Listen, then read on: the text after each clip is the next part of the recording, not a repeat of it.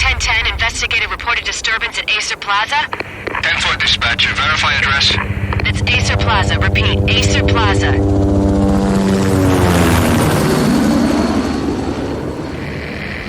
Shots fired on the rooftop. An assault in progress at Acer Plaza. Repeat, an assault in progress.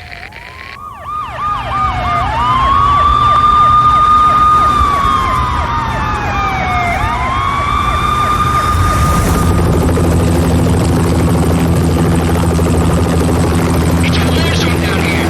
1085 dispatcher, need additional units. Additional units now. Officer in danger. Officer in danger. 10-5, please repeat, 10-5, all units, emergency. Officer in danger, Acer Plaza, repeat, Acer Plaza, all units. They were all dead. The final gunshot was an exclamation mark to everything that had led to this point.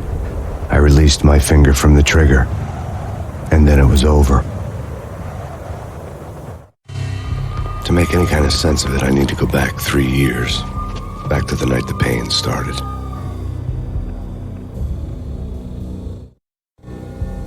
I was still on the force back then. NYPD, Manhattan, Midtown North Precinct, Hell's Kitchen. So when are you coming to work for me, Detective Payne?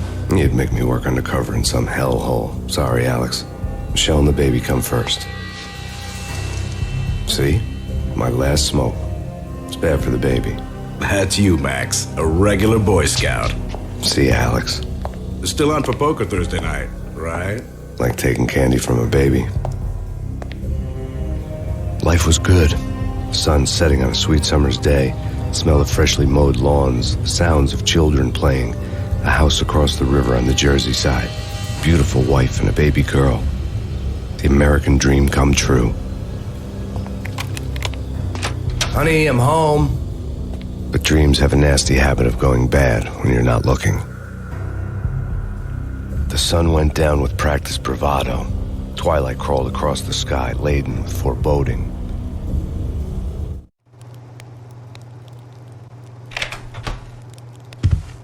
Michelle, honey, anybody home? I didn't like the way the show started. They'd give me the best seat in the house, front row center.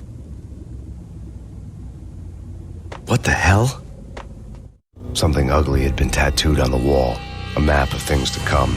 It was a poison syringe, a magic tag full of diabolical meanings.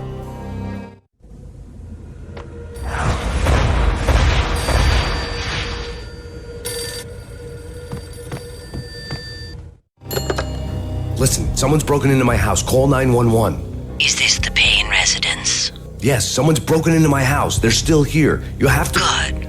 I'm afraid I cannot help you. Who is this? Hello?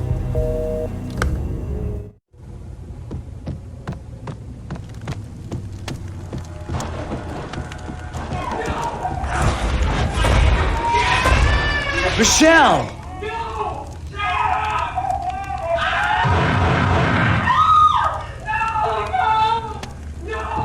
It's coming. Freeze! NYPD, drop it! Coming!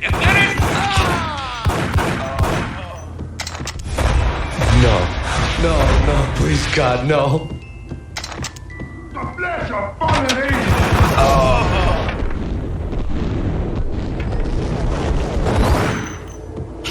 No, God, no, please, Michelle. Oh, baby.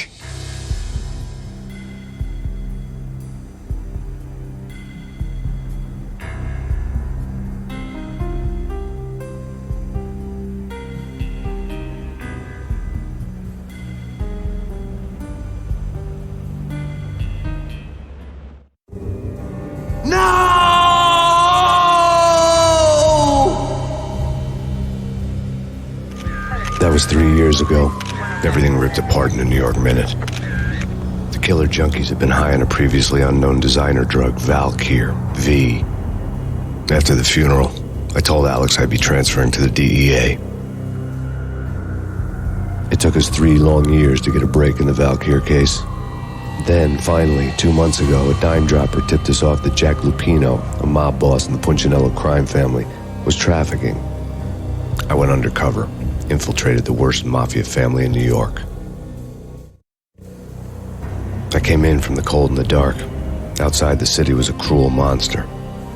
I've been slowly working my way from the small time to the big fish, trying to get to the source of the drug. Alex and BB were my only contacts in the DEA, the only ones in this decrepit city who knew I was down here. BB here. Something urgent has come up with Jack Lupino. You need to meet with Alex immediately at the Roscoe Street station. I hadn't had a face-to-face with Alex since I'd gone undercover. Outside, the mercury was falling fast. It was colder than the devil's heart, raining ice pitchforks as if the heavens were ready to fall. Everyone was running for shelter like there was no tomorrow. It didn't get any better when I got to the subway. The feeling hit me like a point-blank shot straight in the face. Something was not right about this. My Beretta stirred nervously under my coat, but the train doors had already shut behind me, and I was in for the ride. Next stop, Roscoe Street Station, and Alex.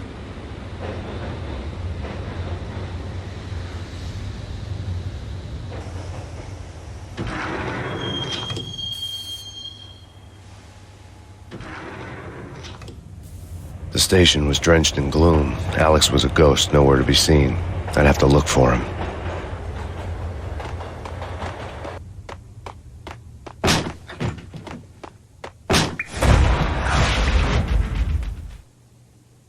Death was in the air at Roscoe Street. I'd have to find Alex fast.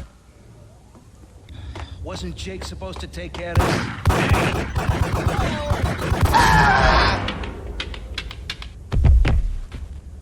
Yeah, he's dead all right. Hey, it's me you're talking to. Yo, guys. Hey, we're getting around. You hear me? What the hell? Oh! What the?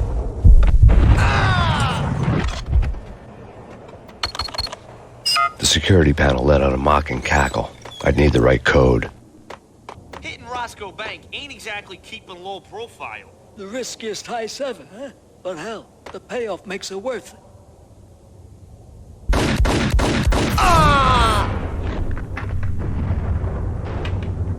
The gate was locked. I would have to find another way to get to the tunnel.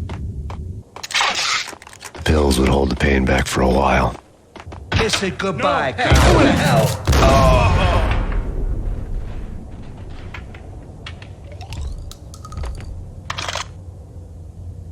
You saved me, man. What's going on here? A massacre.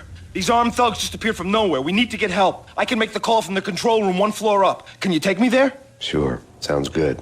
Follow me. Frankly, I'm too scared to go to the control room on my own without you and your gun. Home free. This way. Hey, look out!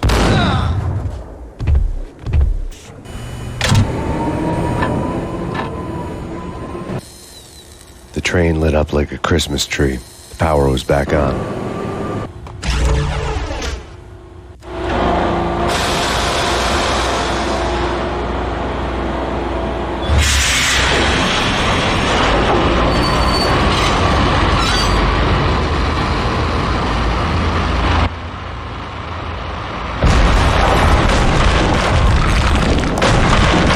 So much for being subtle.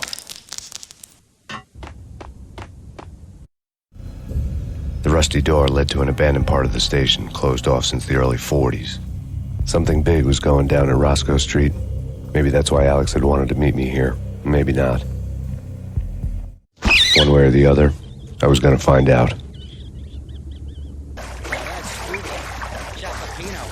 Spooky. But also, it's like the failure count is rising. Yeah, I wouldn't joke about it if I was you. Yeah?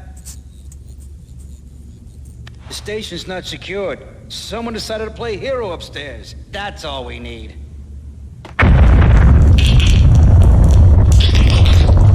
What the hell was that? All done here. Give me the detonator. What are you talking about? The detonator. I thought you'd bring it. You were supposed to bring it. Yeah, right. The door had been welded shut ages ago and the bomb was missing a detonator. Okay, fellas. The police are on their way. New York's finest are gonna be here soon. So stick to the plan. We've got our own private exit route. In and out, do your thing. Wham bam, thank you, ma'am. We come to you now live from the crime scene. Who is this? Right back at you. This is Deputy Chief Jim Bravura from the NYPD. You are to cease your criminal activities and surrender immediately. Sure thing, Jim.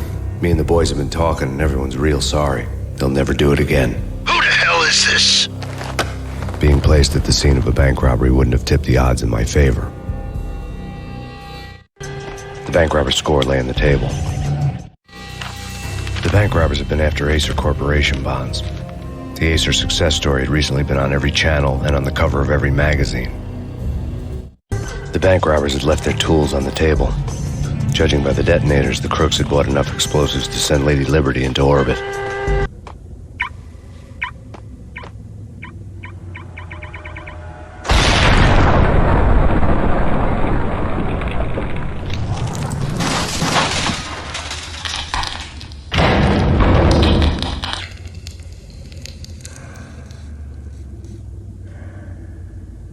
Hold it!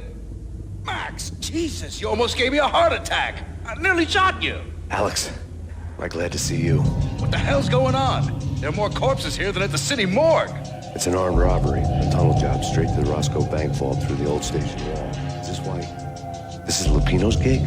This is Lupino's doing? Lupino's men? Really? You sure know how to pick a place. Can you get through? No, it's locked. We gotta get out of here. If it's Lupino, it's... Alex? Alex! There was nothing I could do. He was dead. I could tell by the empty, accusing stare of his eyes.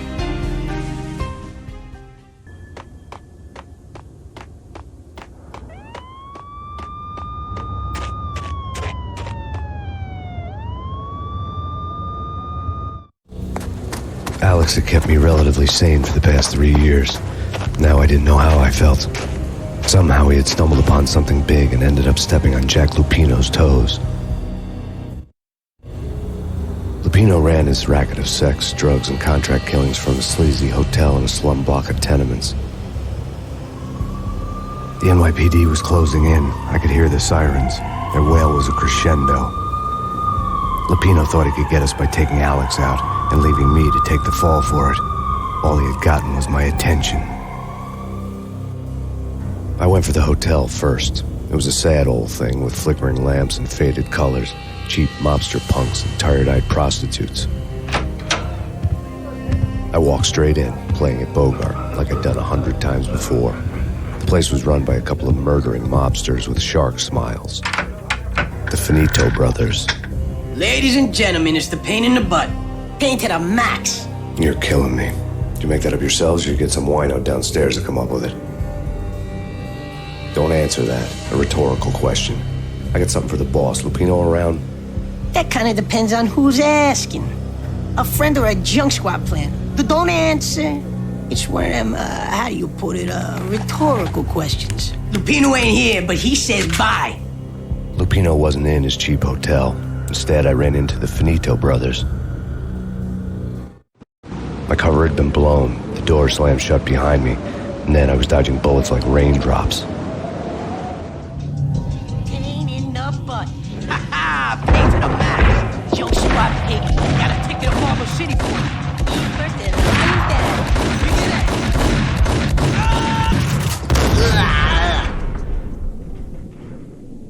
A letter on the desk caught my eye. I had met Lupino only once. The gangster ran all his rackets through his right-hand man, Vinny Gagniti. Gagniti was a high-strung whiner on the verge of breaking apart, like an overamped Energizer bunny. He had the brains to run the business, but he lacked the balls, always falling short, taking his frustration out on underage addicts and call girls. The V deal goes down at your hotel. Jack's exact words, quote, "Vinny, you're in charge of this one," unquote. Rico Muerte's coming to see it through. Anything goes wrong and everybody's gonna get dead. Goes double for you. Treat this guy real good. Anything he wants, you give him. Don't screw this up or you're finito, finitos. A V deal meant added security, locked doors, and lots of nervous thugs with itchy trigger fingers. I'd seen nothing coming in, but that didn't mean it hadn't been there. Rico Muerte was a regular Kaiser Soze, a spook story told to keep the apes in line. 313. The Finitos had scribbled Muerte's room number on the note's margin.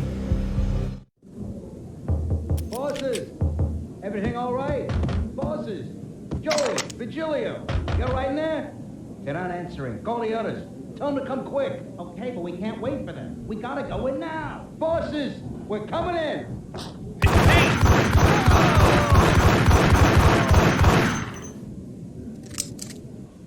Getting out was not going to be easy. The staircase was locked and the elevator had been busted for a decade or more. In his press conference today, the mayor stated that Valkyr represents a clear danger to New York and called for drastic actions to eliminate the problem. On today's top story, the Valkyr crisis worsens with the murder of DEA Special Agent Alex Balder. Special Agent Balder had been shot repeatedly from a point-blank range. The gunman has been identified as Max Payne. The noose is sure to tighten around this fugitive criminal as more NYPD units join the search to apprehend him. I had just gotten my 15 minutes of fame. Yeah, something's wrong with the bosses. Payne's there and they're not answering. Let's go already. Payne's gonna pay in spades. What the?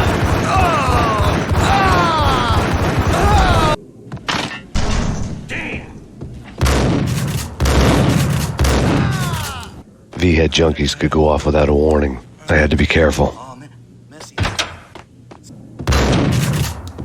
Piece of crap! Oh, careful, it might kick back. Dee-dee-dee-dee-dee, killer vending machine. You talking to me? Tough guy, scared.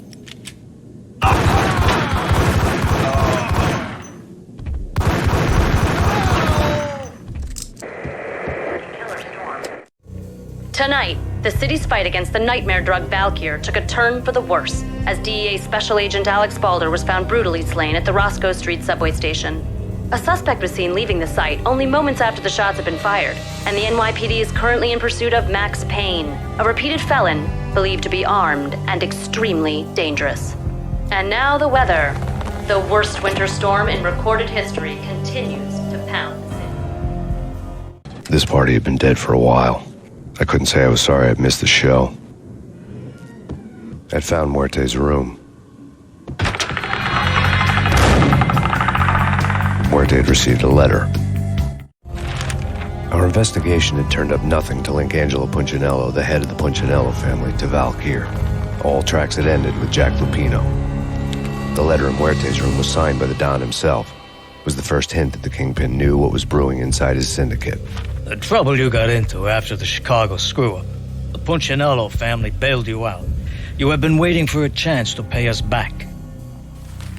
One of our trusted boys has a monkey the size of King Kong on his back. And we need your special skills for backup on a major deal. Collecting evidence had gotten old a few hundred bullets back. I was already so far past the point of no return I couldn't even remember what it looked like when I had passed it. I didn't want to know what had happened here. It was not a pretty sight. A hooker had left her diary on the table. The diary belonged to a hooker named Candy Dawn. The read would have made a vice cop blush. Had talks with the mystery hag over the phone again. Sent her the latest One-Eyed Alfred tape. As long as the hag keeps paying for the tapes, the old man could come every day for all I care. She had a nice sideline, making secret X-rated flicks of her clients and selling them to the highest bidder. It would get her killed if her V-fix for the day didn't do it first. Tim, go get him. No, wait, you go get him. You go and get him.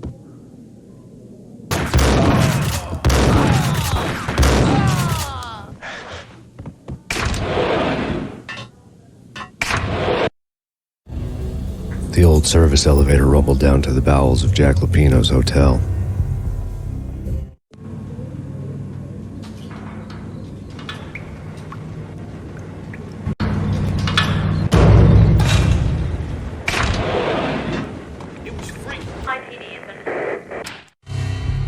A winter storm warning is in effect in the whole tri-state area, as both freezing rain and heavy snowfall continue. Many roadways are already closed, and people are advised to stay indoors. The severe blizzard has ravaged New York for 3 days now, with no end in sight. We'd been snowed from the start in the Valkyr case. The forecast said there was plenty more where that had come from. But the snowbound city was on my side. Less chance of innocent bystanders getting caught in the crossfire. Exhibit number 1, a newspaper. A dead man tied to a chair lay on the boiler room floor. Captain Baseball Bat Boy has an unbeatable track record in superhero death matches. But a 6-pack of root beer gets me every time. The murder weapon was a baseball bat, now lying in a pool of drying blood next to a newspaper folded open on a Captain Baseball Bat Boy comic strip. Take vampire movies. Why are they always set in L.A. or Mexico? They can't even get a tan. If I was a bloodsucker, I'd move to the North Pole. Winter's one long night. Yeah, and what would you eat? Suck blood from penguins? Nah, Eskimos, man, Eskimos. Chill with the guns. Trust me, you don't want to piss Muerte off. Gentlemen, let's do business. Green for green. Cheers at Green-Eyed Angels. Amen.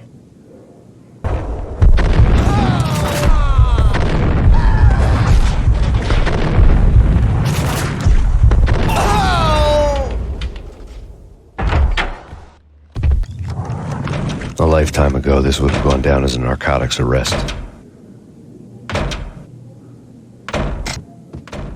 It was dirty money.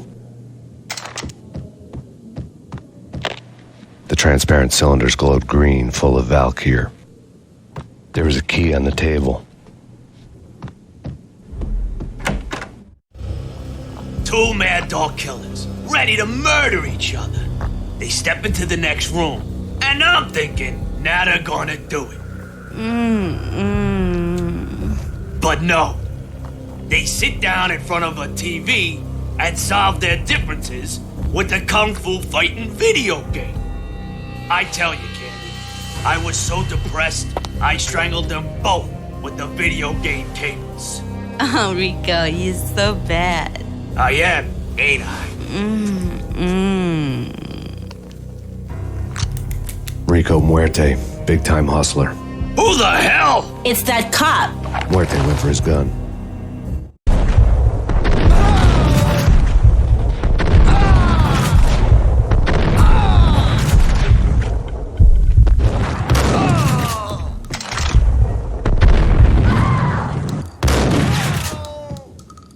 The antique switchboard was still in use.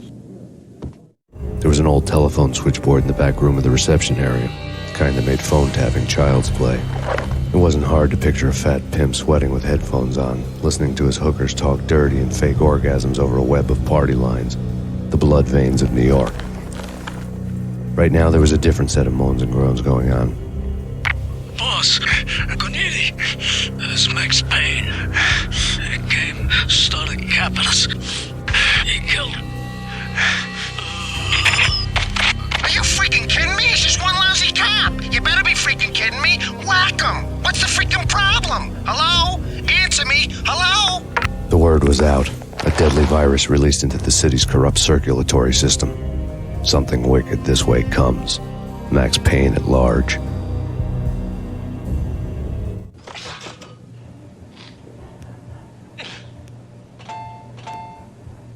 You think you could take my money?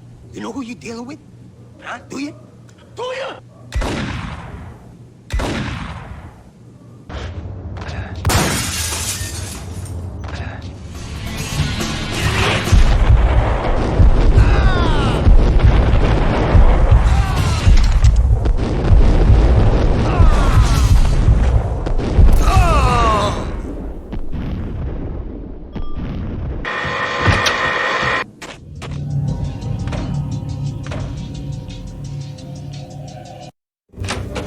Turn around, walk away, blow town. That would have been the smart thing to do. Guess I wasn't that smart. Lupino's tenement buildings were a seedy hangout for all kinds of sleaze. A liquor store, a pawn shop, a laundromat full of mobster bookies and loan sharks. The list went on. The how and why of it was a mystery to me, but they knew I was a cop. They knew I was coming, and they were going to get real trigger-happy about it. I got to see Lupino's hangout all lit up. A bomb went off, turning snow into liquid gold. A pillar of fire lifted the remains of a car straight up into the air. The flames were highlighted on the hood of a black Mercedes-Benz as it coasted down the street real slow, as if the driver didn't have a worry in the world. I got a good look at the man riding shotgun. It was Vladimir, the head of the local Russian mob, the fly in Don Punchinello's soup. The ringing in my ears was the sound of a mob war being waged.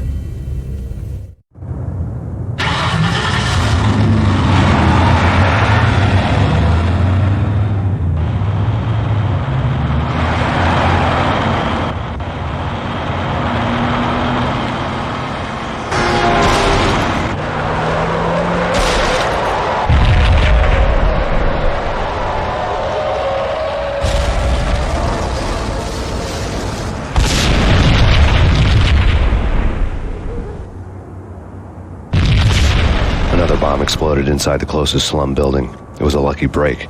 The goons inside were spooked, but luck always came with a price tag. More bombs could still be ticking inside, and the cops would already be on their way. Jack Lupino's suite was on the top floor. At least it used to be, before the explosive makeover. The headlines were a depressing read. The headlines were screaming bloody murder. The storm was a screaming duet with the approaching prowl car sirens. It was all a scream when you were down for the count and wanted for murder.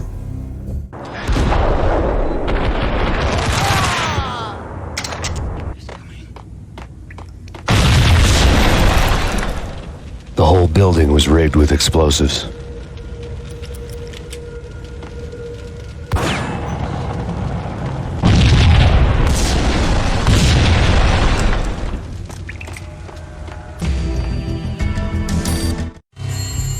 A beaten-up phone in the entrance hall was ringing. It could have been just a junkie in need of a fix, but it turned out to be something more sinister than that. Am I speaking to Mr. Payne? Who wants to know? My name is Alfred Woden. You must hurry. The police are on their way. Tell me something I don't know. They know you're there. How? And what's it to you? I will contact you again. The cops arrived, sirens singing in the off-key harmony of a manic-depressive choir. I had a few minutes while the SWAT team would go through their usual routine. By the time they busted in, I needed to be long gone. Max Payne, this is Deputy Chief Jim Bravura from the NYPD. Drop your weapons and come out with your hands above your head. True. You said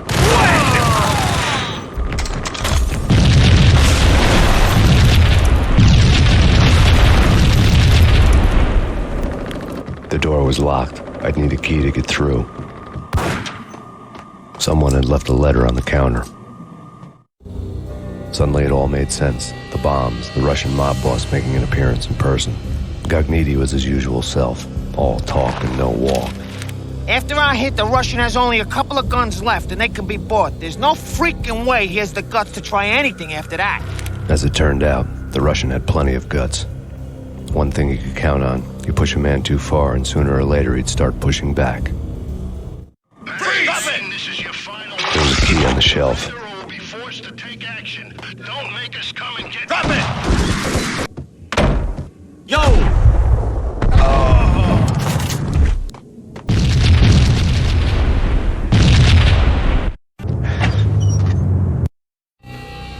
The bombs had destroyed all the stairs up to Lupino's office. The alternate route led there by way of adjoining rooftops. It's never been this cold. Never ever. It's like the sky's falling. Yes, sir. It's the end of the world as we know it. And I don't feel fine. I don't feel anything. Not a thing. I'm freezing my butt off.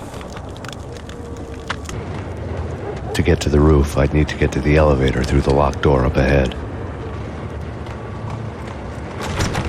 Pizza delivery. Never seen you before. Buzz off, Joker. No, don't shoot. You know the clowns at the laundry? Me? No. You're no good to me then. What? No, the laundry, yeah. I know him, yeah. Get me in there. Okay.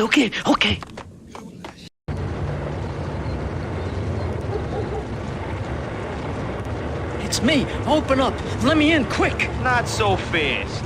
The password. John Woo. Come on. Okay, John Woo. All right. Come right in. It's a trap! It's Payne!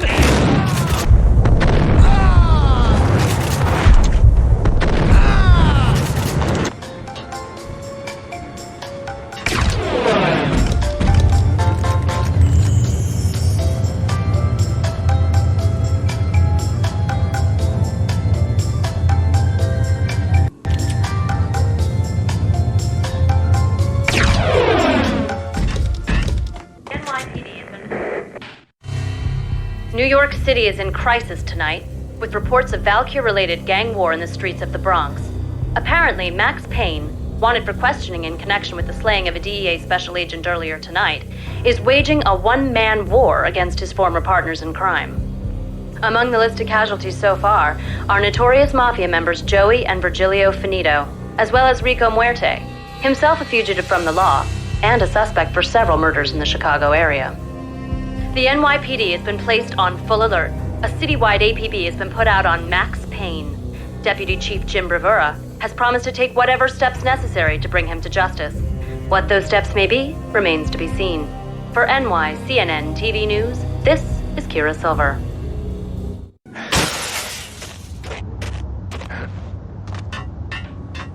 This week on Address Unknown. I don't want to go there. It's the last place I'd want to end up. But that's where I always end up anyway. Only, it's not me talking to the pink flamingo, but someone who looks the part down to the finest detail, except that he's evil. I'm hiding in the shadows, watching it all unfold. The flamingo speaks, but he can speak here. It says, "Mirrors are more fun than television." That's, mirrors are more fun than television. Somehow I know this, just don't ask me how. And I, not me, but my double, nods and smirks at this like it was the funniest thing in the world. And then something goes wrong, and suddenly they know I'm there, hiding behind them, and they both turn to look at me with cold eyes. And the flamingo speaks again.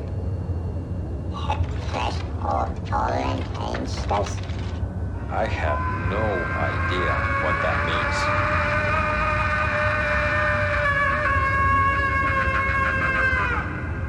And that's when I always wake up to my own scream, in that brightly lit white hospital room, strapped to my bed. Red, blue, or green? It's always red or blue in the movies. So, green? No, not the green.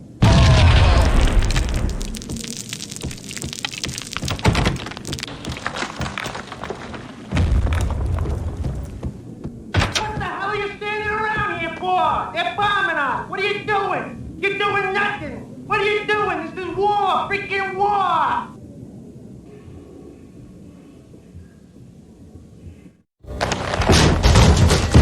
Vinny Gognitti, just the man I've been killing to see. Payne? Freaking fed. I knew from day one there was something screwy about you. What do you think you're doing? You're a freaking cop. You ain't got squad on us. You can't just come in here waving your piece like it meant something. Yeah. Oh, my God. Oh, God, you shot me. Ah. You're dead, Payne. What the hell are you waiting for, you apes? Kill him. Kill him. With pleasure, boss. Gognitti bailed. I made like Chow Yun Fat.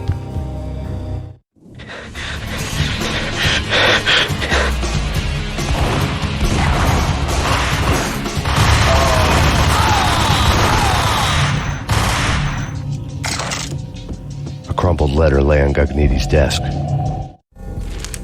The letter was addressed to Don Punchinello, but Vinny had never had the nerve to finish it. Jack's gone voodoo. Just the other night, he shot Dino because he wanted to see what his brains looked like splattered on the wall. He's a freaking mad dog. We're running out of men and business fast. Gognitti had been living in mortal fear of his boss. Jack Lupino was a psycho. Vinny Gognitti was running scared. He could run, but with a bullet in his stomach like a broken bottle of Tabasco, he was quickly running out of time. He knew where his boss was, and I wanted to square things up with Jack Lupino. Gognitti would be moving fast. I don't know about angels, but it's fear that gives men wings.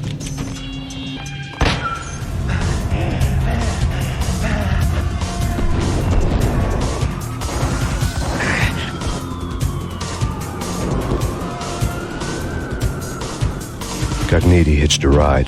To catch him, I'd have to follow his lead.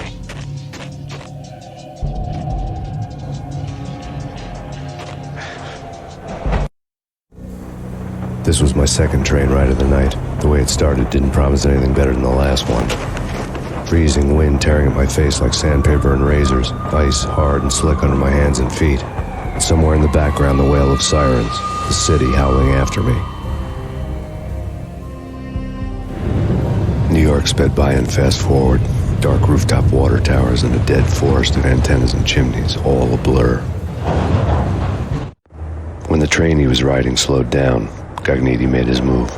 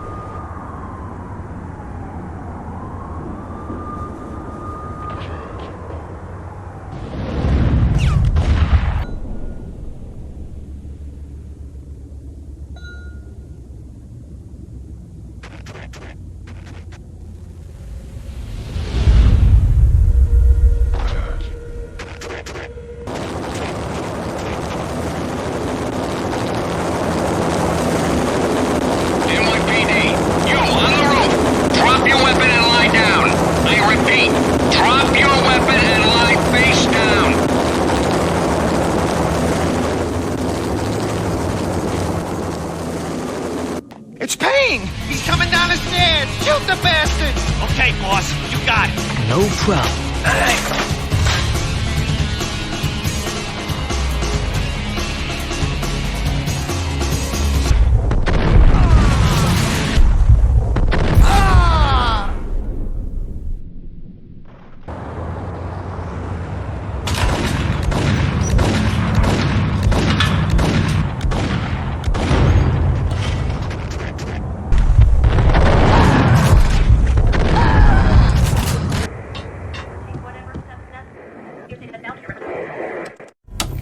Max Payne has nowhere left to go. We are very close to capturing him. You'll get a full statement then. Right now, I've got better things to do, ma'am. That was Deputy Chief Jim Bravura from the NYPD with no further comment at this time. Apart from his suspicious food habits, I figured Bravura to be one of the good guys. Fate had just dropped us on different sides in this. But when it came to capturing me, he was way out of his league. I had already ditched the cops a couple of rooftops back. For now.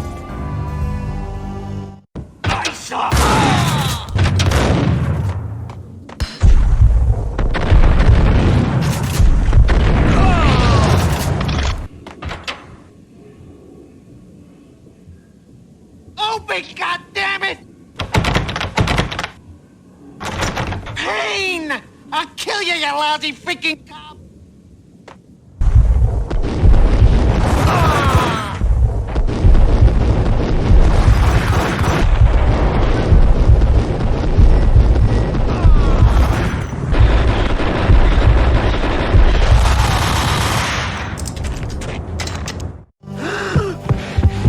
Gognitti ran out of steam in a dead-end alley with steam boiling out of the sewer grates like all the fires of hell were burning high beneath us. It was shakedown time. Where's Lupino? Screw you! Bad start, Vinny. Police brutality! I rate pretty high on that. You can't just hurt me in cold blood? Just keep telling yourself that. Listen good, Candyman. I'm not gonna be anybody's fall guy. I want to know where your boss is hiding. There was no glory in this. I hadn't asked for this crap. Trouble had come to me in big dark swarms. The good and the just were like gold dust in the city. I had no illusions. I was not one of them. I was no hero. Just me and the gun and the crook. My options had decreased to a singular course. I'll tell you, just don't hurt me no more. Lupino's at Ragnarok, the nightclub. Book me, take me, hold me to the freaking jail, just don't hurt me. Your rights will be read at your funeral. Ragnarok was Lupino's private nightclub, a den of drugs built into an old theater. I knew what waited inside. V had junkies ready to explode in random acts of senseless violence, and Lupino's goon squad, the worst stone-cold killers this side of hell. Ragnarok was as inviting as a headache, flickering and flashing to a machine gun beat. The belly of the nightclub was a gothic theme park that began with bondage games and led to the nasty stuff from there. As subtle with its dark message as a cop killer bullet through the heart. Like father, like son, just like Jack Lupino.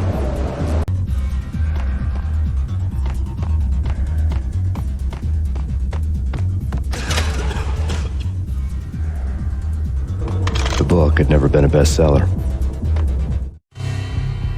Given the setting, I was surprised to find that somebody had been passing time reading. The paperback was entitled The Age of Murder and Storm. The blurb on the back mentioned Norse mythos and Ragnarok, the end of a Viking world with a terrible winter that covered the earth in ice, when vile crimes were rampant and all humanity lost. I could see how somebody impressionable might get it into their head that we were at the end of time. I was also beginning to see what the nightclub and its owner were all about. Books on the occult had been piled on the table. The room was stacked with light reading, such as Necronomicon, Witchcraft, and Paradise Lost. Old exotic titles like Malleus Maleficarum and De Umbrarum Reini Novum Portis. Books with pentagrams on their covers, all dealing with the occult and the infernal, lying between stacks of horror videos and a couple of Ouija boards. The only thing I could take seriously was the thought of Lupino taking it seriously.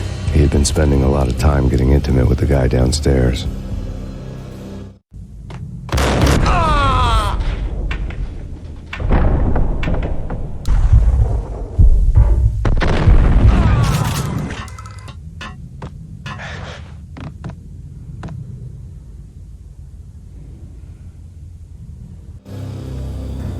The backstage area led to Lupino's inner sanctum.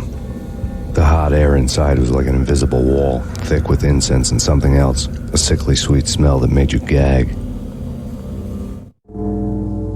This was the rotten core of the Big Apple. Lupino lurked somewhere ahead, like a spider at the center of his web, waiting. The vapors in the air started to make my head swim.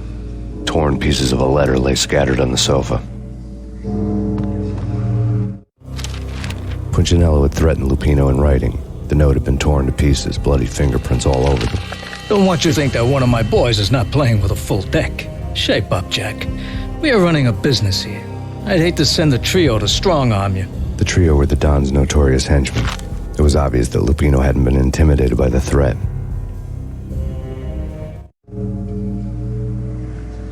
Lupino's notes covered the table. Jack Lupino was crazy, all right.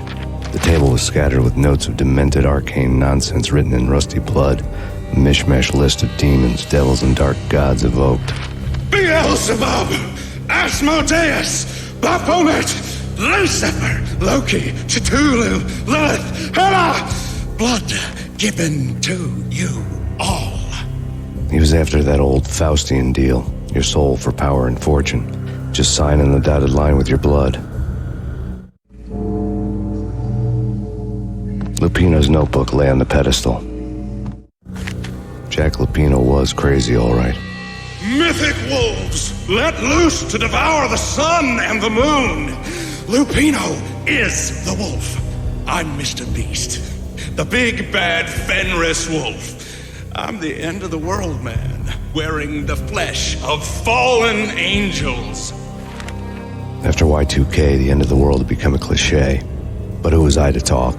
A brooding underdog avenger alone against an empire of evil, out to right a grave injustice. Everything was subjective. There were only personal apocalypses. Nothing is a cliche when it's happening to you. The flesh of fallen angels! Come to me all! Astaroth, Beelzebub, Asmodeus, Baphomet, Lucifer, Loki, Satan, Cthulhu, Lilith, Hela! Blood to you all! Secret. Living under the skin of reality. I've seen it. The corruption of flesh.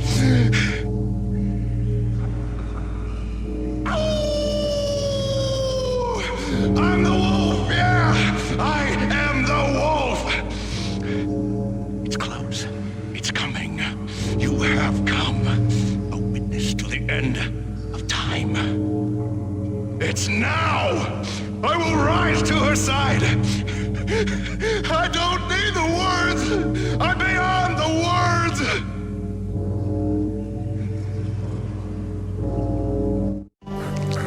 I had known there'd have to be a catch in it somewhere, and this one was the Empire State Building of catches.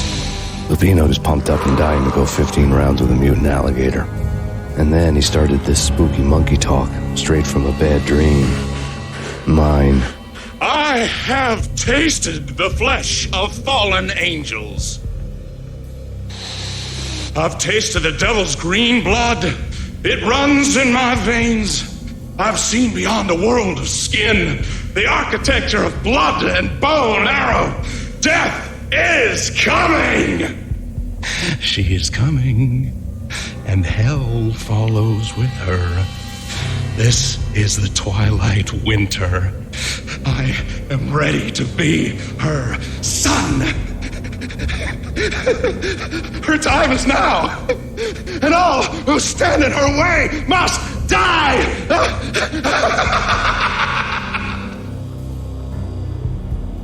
Die! You'll die! You'll die! Now! All die!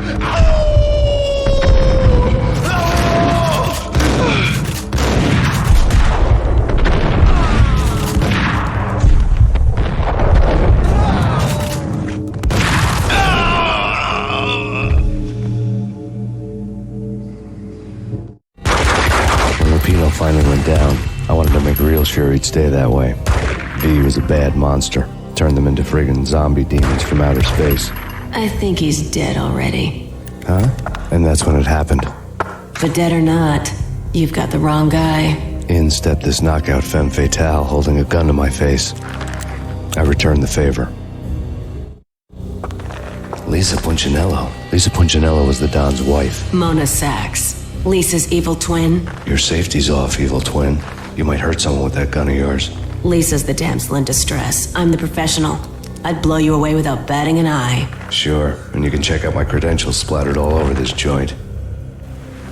Jack couldn't have framed you. Not the state he was in. We're after the same slime bag. Angelo Punchinello's the one who murdered your friend and framed you with it. You know this for a fact. I've got my sources. I don't have a clue these days. I just shoot them as they come. Who put a contract on the archfiend? This one's mine. I hate the guts of that sadistic wife-beater. Why not pool our bullets for this one? I thought you'd never ask. My finger was starting to twitch. How do you like your whiskey? I'm easy, as long as you don't try to slip me a Mickey. You're a real angel, Max. It was good stuff. Tasted sweet as honey going down. Nothing personal. Can't risk you going berserk and getting Lisa killed.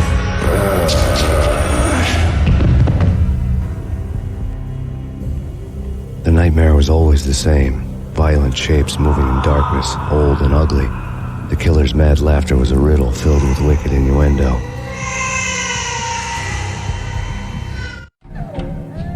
Somewhere, the baby was crying.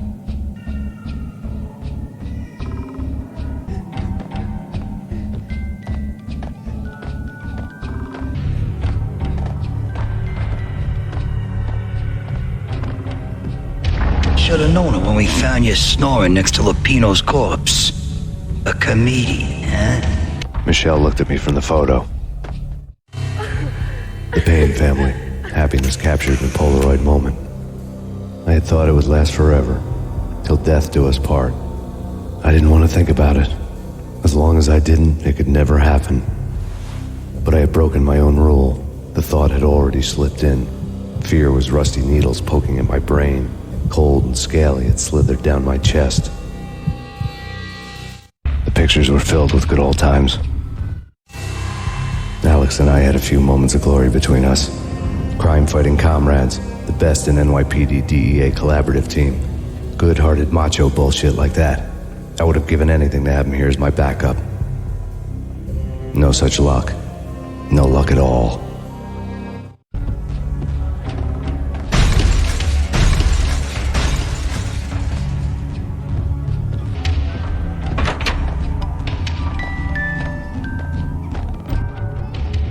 I really love to watch cartoons.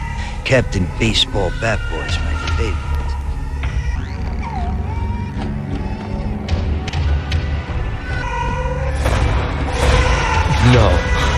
No, please, God, no.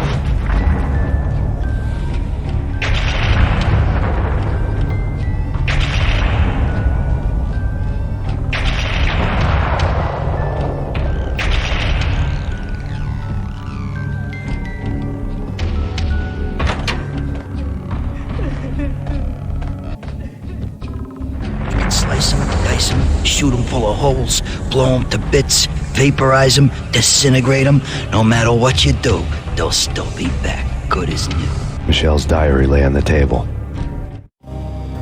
Michelle was working part-time in the district attorney's office. Her diary was open on today's entry, her handwriting all pretty curves. An army dossier found its way to my desk yesterday. Valhalla? Isn't that a Norse myth? Something about Vikings? I tried to tell Max about it, but he was busy, that cute frown on his brow. Guess it's nothing, just a mix-up at the courier service. From now on, I would always find time for her. It was a hollow promise. Too little, too late.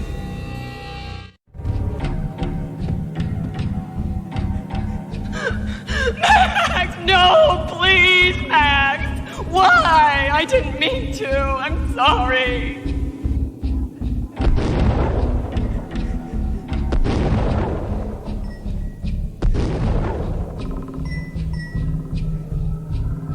Murderer! You killed her! Nothing like that ever happens in the real world.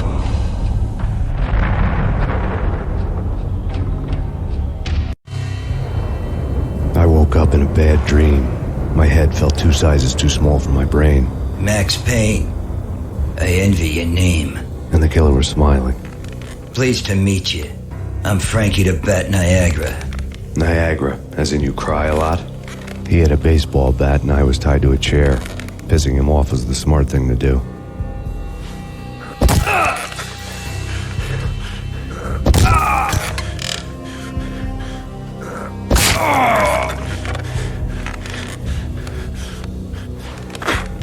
Nothing wrong with a little laugh now and then. Take me, for example. I love to watch cartoons. Cartoon violence is a fascinating thing. Let's take a break.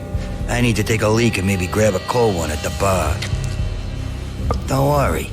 I'll be back to finish this off. And then, it's checkout time. You play, you pay, you bastard. He swaggered out, and the door clanged shut behind him, locks clicking into place. Everyone makes mistakes. Mine hadn't been to crack jokes about the goon with the bat. He'd have cracked my skull regardless. It hadn't even been to trust a girl with a gun. I had blindly gone after the first bad guy on my hit list when I should have been aiming further up the ladder, at the head of the Punchinello family. I couldn't bring myself to be pissed at Mona. Guess I had a soft spot for her pretty face.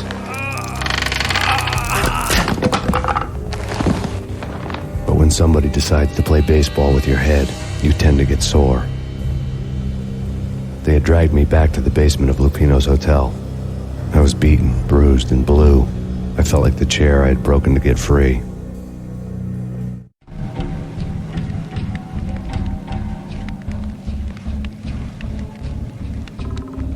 All I had was Niagara's bat, sticky with my own blood. Without a gun, I'd be no match for Frankie's men. I'd have to play hide and seek with them.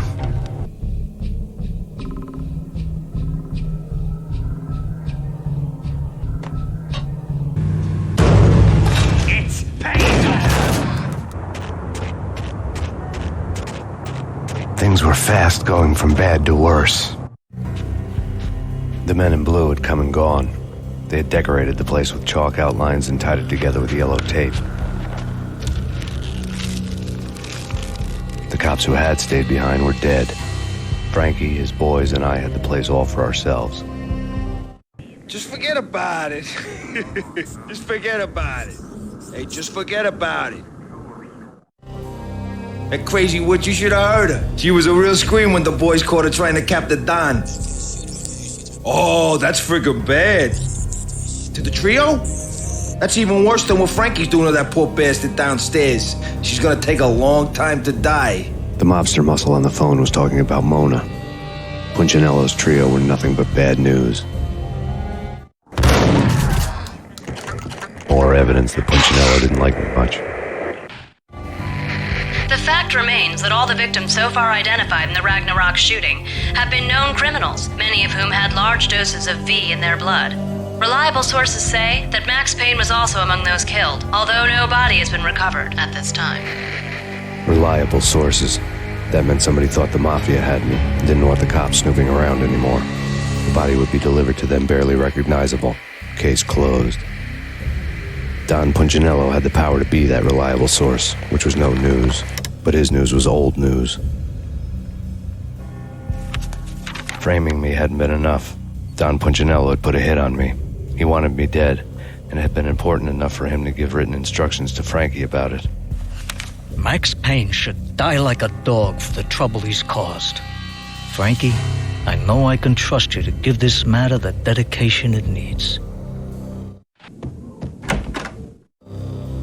The hotel bar was fast developing quite a history. True to his words, Frankie was there, having a beer. Jesus Christ. How the hell did you get loose? Got bored waiting. Thought, what the hell, we could just as well finish this here. Fine by me.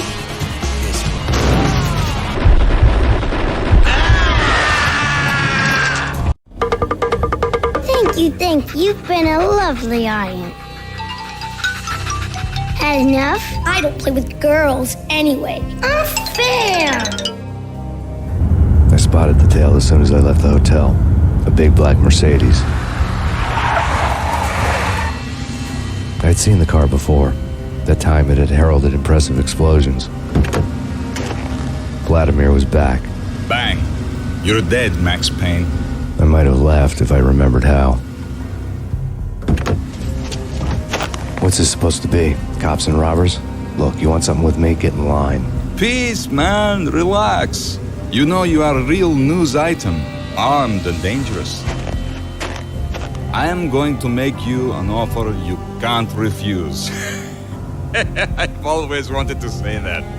It's a bum rap. I've been framed. Well, that's a moot point. Whatever you did or did not do, I'm sure you had good reason for doing it. Want to hear me out? I'm listening. Punchinello messing with V is bad for business all around. But that's not all. There is this guy, Boris Time, used to pull jobs for me. He's the captain of the cargo ship Charon. Now the bastard turncoat has gone over to the other side, Punchinello's. The ship's loaded with high-res hardware, guns, my business. If Punchinello gets hold of that cargo, he's won and I have lost. And you'll have your work cut out for you. If you want to get to Punchinello, you need heavy-duty persuaders. I am just the man to get them for you. Change the ship back under my flag, maybe pop 2 in the traitor Dime's head while you're at it. You'll get enough guns to start the apocalypse. You in or out? Let's get this show on the road. Vladimir was one of those old-time bad guys with honor and morals, which made him almost one of the good guys. None of us was a saint. The Brooklyn riverfront was a maze of rusty containers, sharp-boned cranes looming up from the snowstorm. On a night like this, you couldn't help but think of the dark army of dead men sleeping with the fishes, cement shoes in line. No Minotaur lurked in this labyrinth, but somewhere out there, on the clanking deck of his cargo freighter, the skipper of the Chiron was waiting, like the ferryman of the river Styx.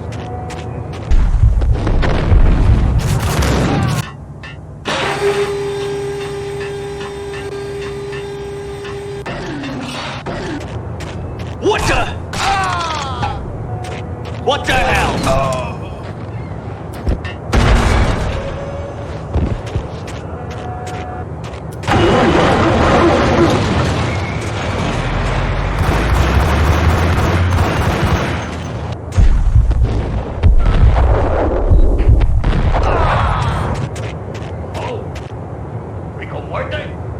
This way.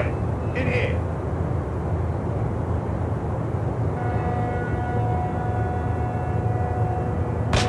Max Payne. I doubted the letter was a receipt. Rico Muerte had come to town to do more than just sort out family troubles. Exhibits number 1, 2, and 3. A briefcase of money, a sniper rifle, and an envelope with one word neatly printed on a folded piece of expensive paper. Mayor. It didn't sound like a mafia contract at all. It was too cold and too to the point.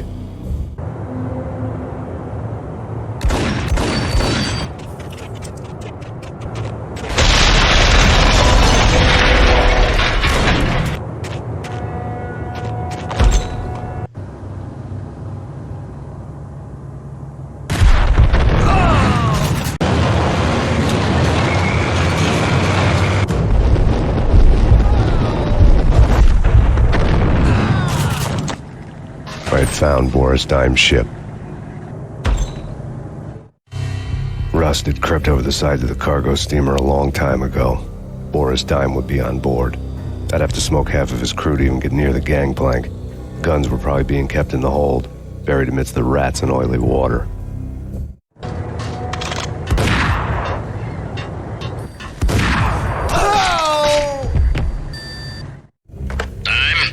Angelo Puccinello here. Angie, tell me, how much did Dime cost you? I bet it was more than his name. Max Payne. Right the first time. You're dead, punk. You sure you're not confusing me with Boris here? But you are right, of course. Pretty soon we should get together and have a talk. You son of a... Pissing Punchinello off was a dangerous game, but when people get mad, they make mistakes. I should know. That's where I wanted Punchinello, mad enough to trip over his own feet, preferably into a grave.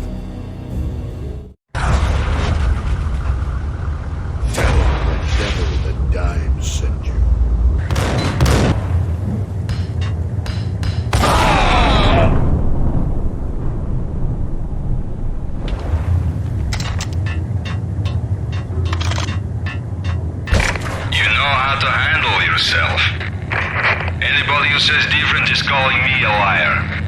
Vladimir here. Collect all the guns and ammo you want. Meet me on the bridge afterwards.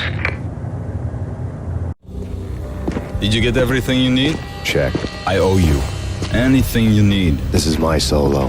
When I'm through, Punchinello won't be anybody's problem anymore. Clear as vodka. But anytime you get between a rock and a hard place, just whistle.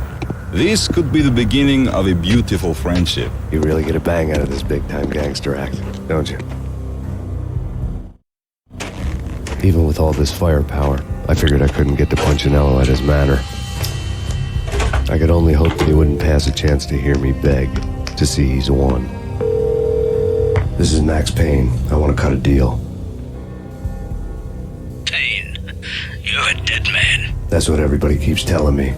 I got your ship and her cargo. I want to meet. No pain, no gain. Capiche? You know my restaurant? Yeah, I know it. 1 hour. Punchinello's restaurant had seen better days.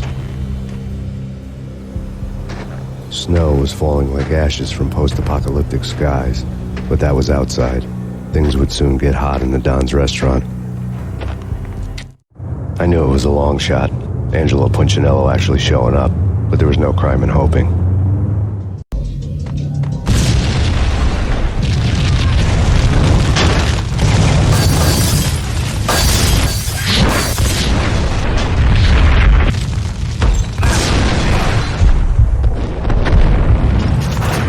Punchinello was burning to get me.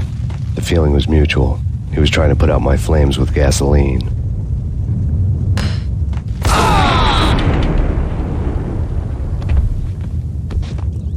The mobsters have been guarding a real treasure. The way out of this disco inferno.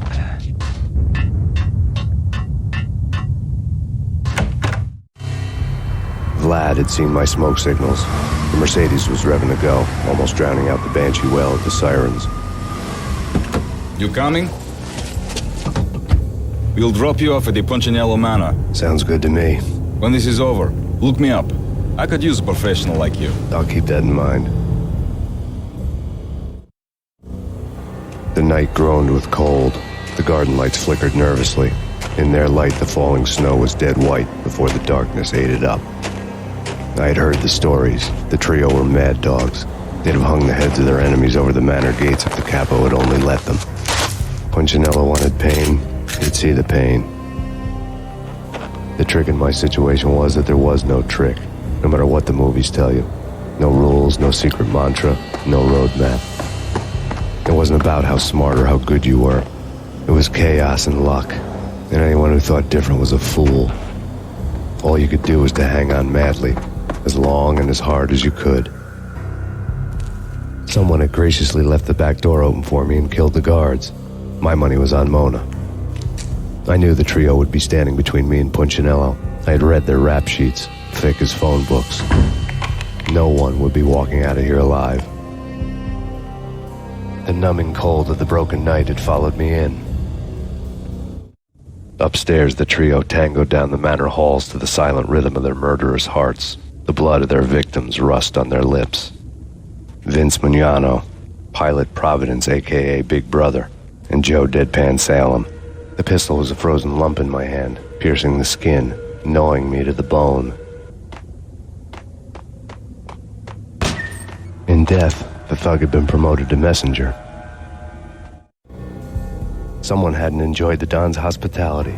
Someone with a flair for the dramatic.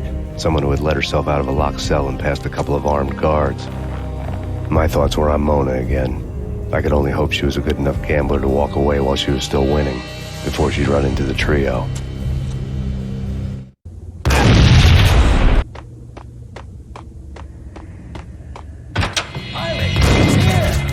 It didn't take me long to run into the trio. The word on Lisa Punchinello was that she was a bit of a witch.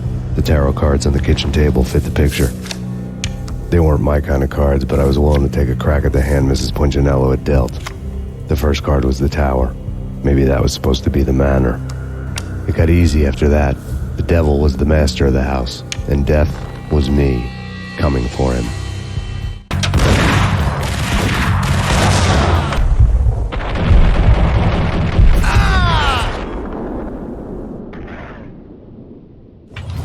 One down, 2 to go.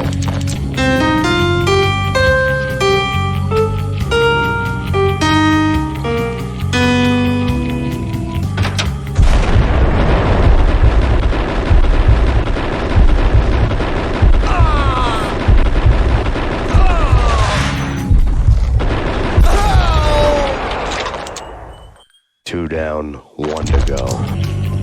Don't stop at him! This will is to stop anything. Take cover.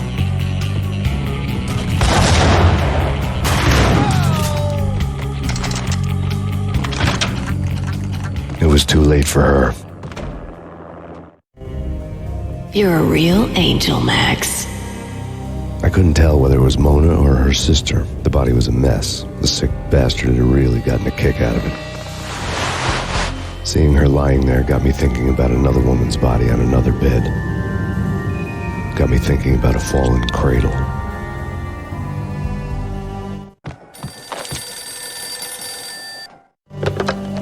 Max Payne. Talk to me. Alfred Woden. You've got company. An armed helicopter just landed on the manor grounds. You must hurry. The more the merrier. End of the road, Payne. Vince Mugnano.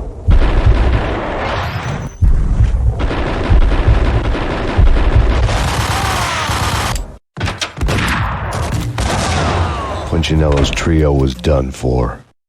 Outside my door. Hurry. He's coming for me. You gotta hurry. Please. I could hear Punchinello on the phone begging for help. He should have been saying his goodbyes. Punchinello was a pushover. The moment I stepped into the room, he folded like a deuce before a royal flush. No, wait. I was just doing what I was told. I couldn't refuse. She's someone high up. Government, maybe. I don't know. He was trying to buy more sand for his hourglass. I wasn't selling any.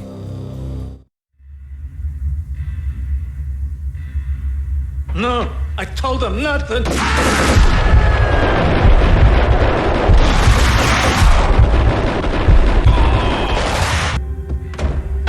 Drop it. Don't move. Game over, Max Payne. I could tell when I was outgunned. It was time to take another beating. The mystery witch was a real barracuda. Trouble on dagger heels, a smoking assault rifle in her hand, and an army of killer suits behind her. How sweet. I get to kill 2 birds with 1 stone. Sooner or later, it was going to catch up with you. Mr. Payne, it's time to show you the benefits of my brew. Be a good boy now. You'd find that Lady Luck was really a hooker. You were fresh out of cash.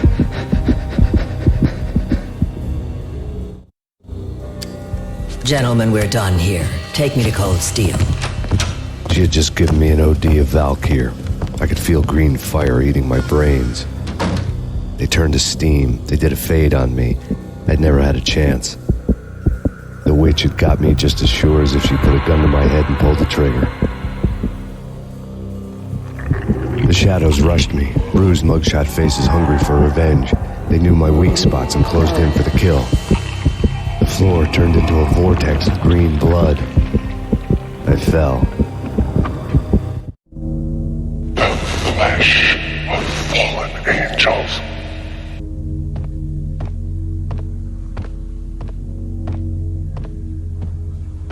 Who's there? Max? Max, is that you? Max? Where are you, Max? No, please, Max, no! I'm sorry. Please don't, Max, no!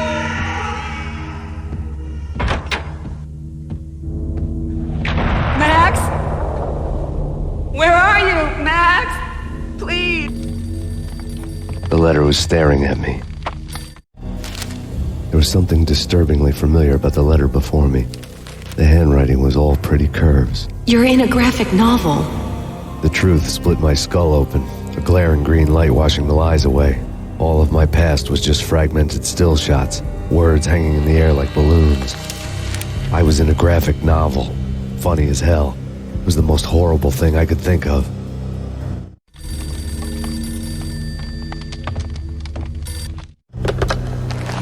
Shiny stuff and dreams are made of stooped necromancers. He sings like a banana wrist, having strayed too close to the constellations on their shaved skulls. There was a bad line in a prank call. Someone spouting insane babble. I couldn't make sense of it. But I had an overwhelming sense of deja vu. The caller's voice sounded oddly familiar.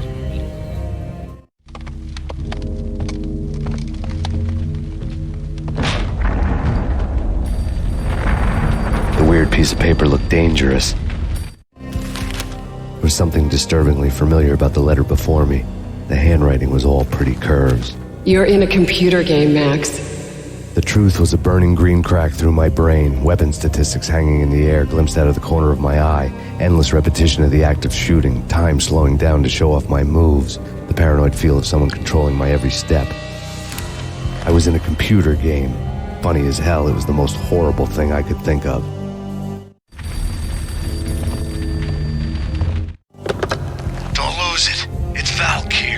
Drug, snap out of it. Try to remember. It was a bad line in a prank call. Someone spouting insane babble. I couldn't make sense of it. But I had an overwhelming sense of deja vu, and the caller's voice sounded oddly familiar.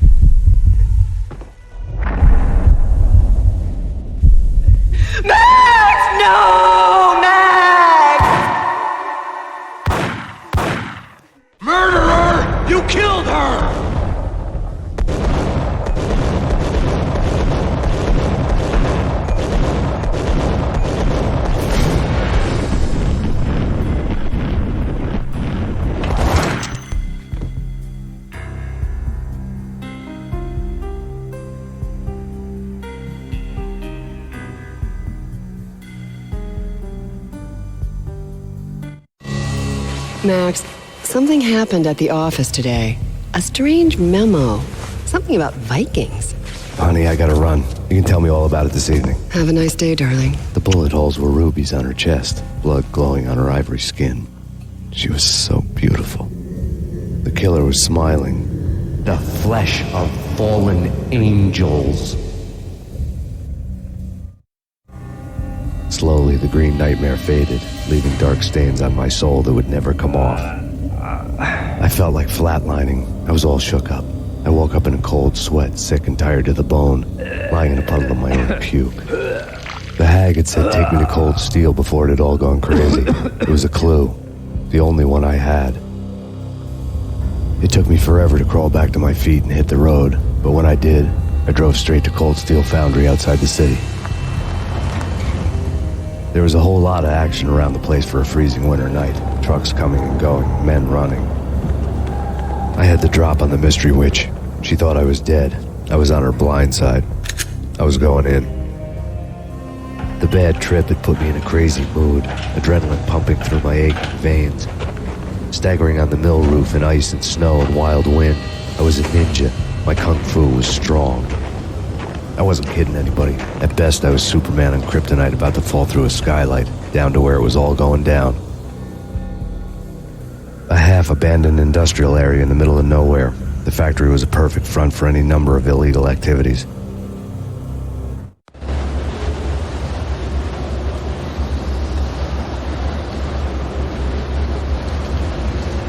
In the belly of the plant, molten metal boiled and bubbled like a witch's brew.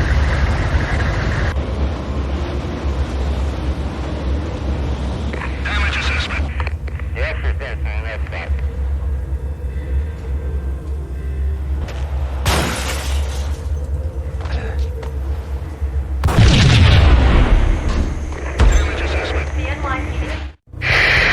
Life-threatening weather condition.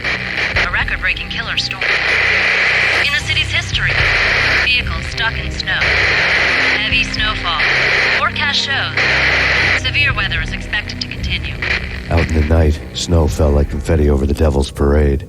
The storm was anything but over.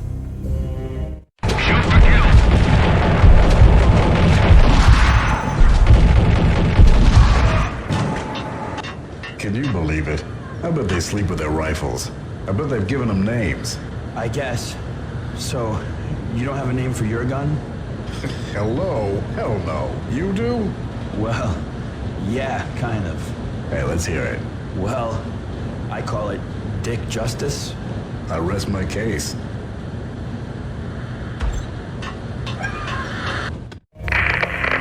Perimeter breached. The facility has been compromised. Repeat, the Deep Six has been compromised. Initiate Operation Deadeyes. The walkie-talkie military lingo could mean only one thing. They were getting ready to destroy the evidence and vanish into the night. I was so close. The hidden truths were just around the corner. The folder on the table told a grim tale. The mercenaries were running a tight operation, paperwork and all. Merchandise missing again. A chemist had tried to smuggle it out for his own private party. Locked him up in cell B7 in D6's old test facility to wait for proper processing. I was close enough to hear the secrets, just beyond the next doorway.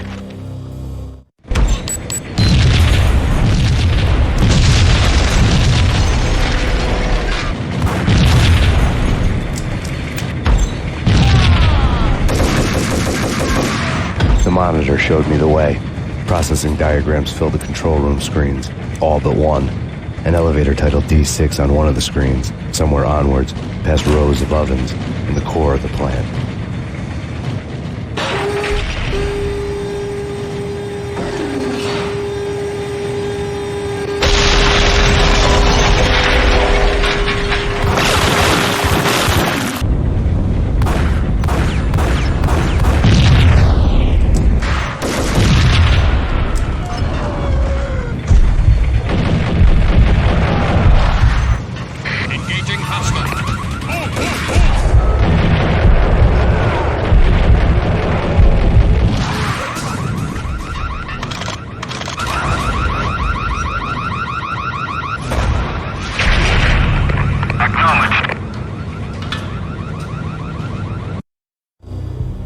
I had taken on the role of the mythic detective, Bogart as Marlowe, or as Sam Spade going after the Maltese Falcon to unravel all the mysteries.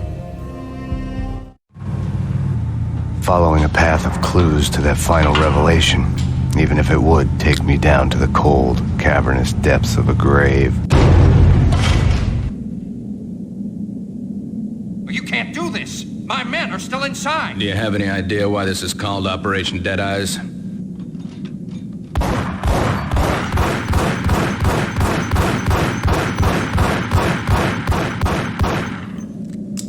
I think he's dead already. Let's do it.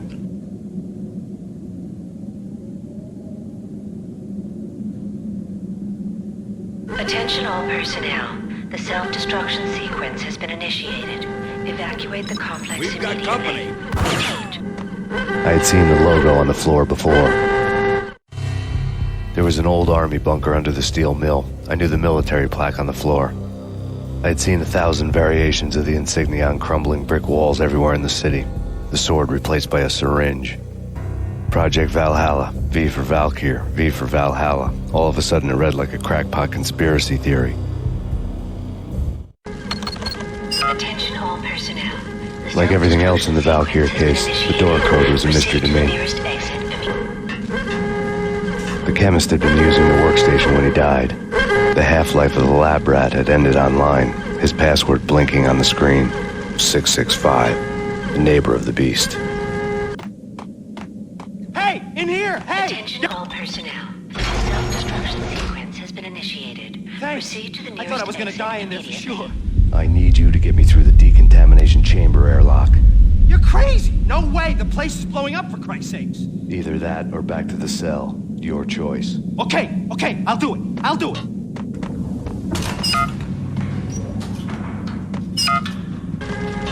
Attention all personnel. The self-destruction sequence has been initiated. Proceed to the nearest exit immediately.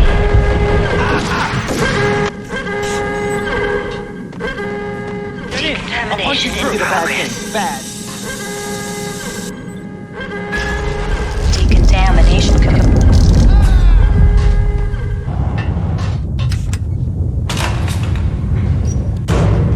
I was caught in the middle of the deadly web that was the Valkyr case.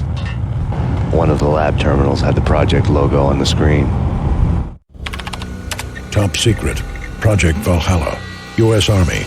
Yggdrasil Network. Valhalla, the otherworldly place in Norse mythology where the bravest heroes spent their afterlife feasting and fighting forever, their wounds miraculously healed night after night. Valkyr, the maidens who chose the most courageous Viking warriors and carried them to Valhalla. 1991. The research objective is to create a chemical substance to enhance the stamina and morale of infantry troops. 1995. Results unsatisfactory. Project cancelled. Someone had decided to continue the sick experiment unauthorized. Project compromised. Data leak. Fix the damage by any means necessary. Security clearance red. Authorized by the project lead. Field test. Double the dosage for all the remaining test subjects. Observe and record the subject's behavior in an urban setting. The drop-off point was my old address in New Jersey. The file dated 3 years ago. Just when you thought you had reached the deepest depths of horror, it suddenly got worse. How to turn off that small voice inside your head that started to whisper that you should be glad that now, if not before, your revenge was justifiable on any conceivable moral scale. That small voice proved, beyond any doubt, that I was damned. The dagger-heeled woman had come and gone a long time ago. There was nothing more for me here. The bunker's name was acting as a self-fulfilling prophecy.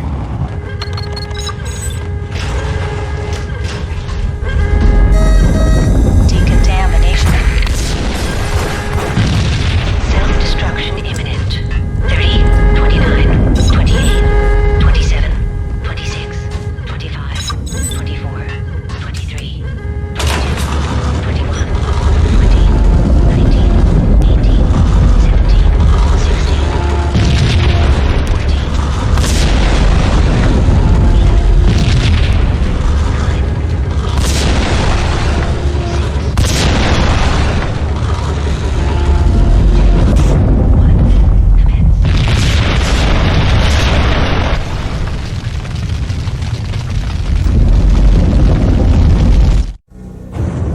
Piece together a jigsaw, and the final picture is you finishing that same puzzle. A mad, green-eyed killer standing behind you. An urban legend come true. The Project Valhalla test subjects had been the mad junkies who had murdered my loved ones. The rest was simple body count math. It all pointed to her. Ms. Valkyr. The factory went up in a fiery inferno behind me. All my leads were dead, turned to smoke and dust. I had lost my way. I hadn't slept in 1,000,000 years.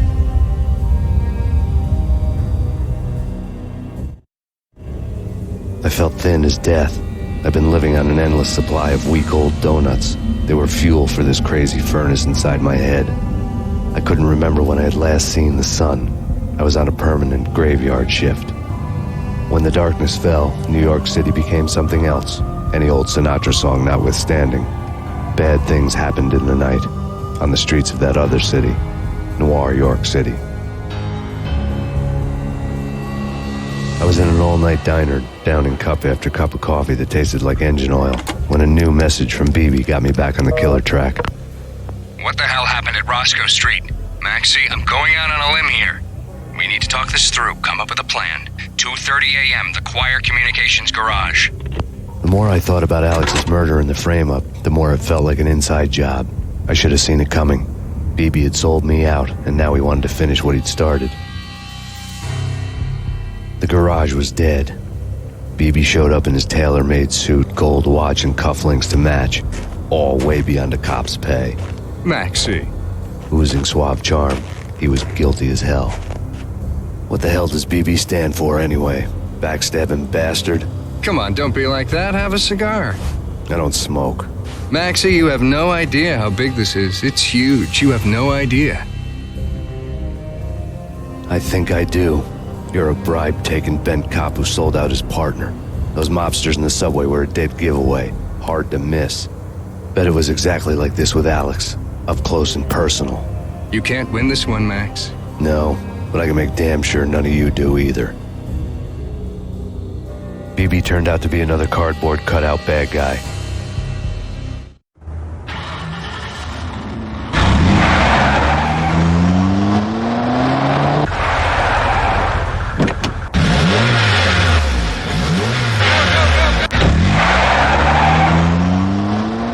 Bad cop on the take, a cowardly right-hand man fleeing from the scene, leaving his paid thugs to do his dirty work.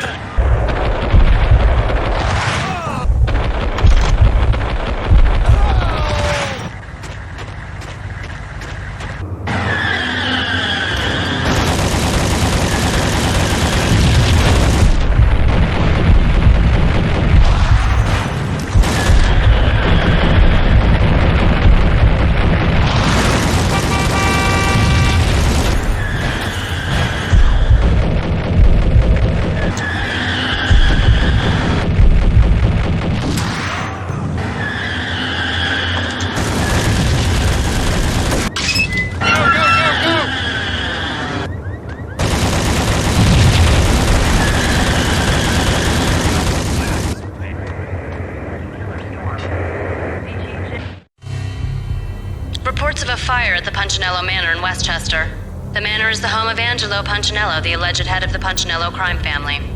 The police are now saying, contrary to their earlier statements, that Max Payne is still alive and at large. He continues his vendetta against the Mafia, of which this last act of arson is attributed to. I had no recollection of setting any fires, but I did remember the flames.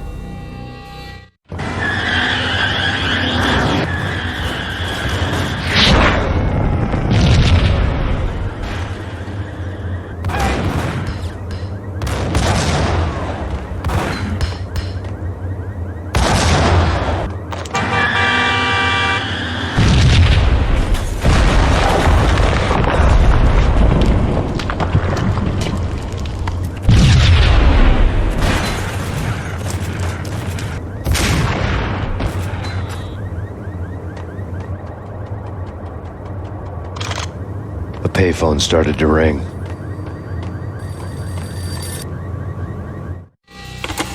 Yeah. Max Payne? Whatever does it for you. This is Alfred Woden. I can give you the name of your enemy. Come to the Asgard building presently. We are expecting you. Woden was waiting for me on the steps of the old building. Mr. Payne, let's go inside. The others are anxious to begin. The others? Despite the general misconception, this building actually predates the City Hall by 2 years, thus being the oldest municipal building still in use here at the foot of the Brooklyn Bridge. No kidding. The old man played tour guide as he led me through a dark, domed hall. The answers I was after loomed large ahead. Mr. Payne, I would like to introduce you to my colleagues in what we call the Inner Circle. You've been watching too much X-Files. You have seen the files on Project Valhalla. We can fill the gaps, provide you with the information missing from those files. We were all involved in the early stages of the project during the Gulf War. What's the catch? We would very much like to blow this thing wide open, but our hands are tied. Her name is Nicole Horn. She was the key figure in Project Valhalla. When the funding was discontinued, she simply refused to quit. She knew exactly what she had in her hands. Nicole Horn is the president of Acer Corporation. She has more than half the city in her pocket. This must be kept under wraps. If you try to go public with this, we will deny any knowledge. We need you to take her out. Afterwards, we can protect you. Make all the charges go away. That was the cue for the killer suits to kick in the doors and swarm inside.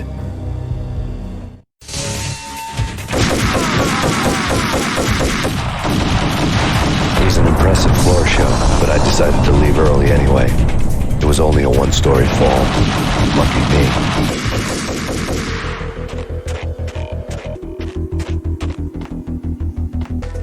One of the monitors showed what was left of the inner circle.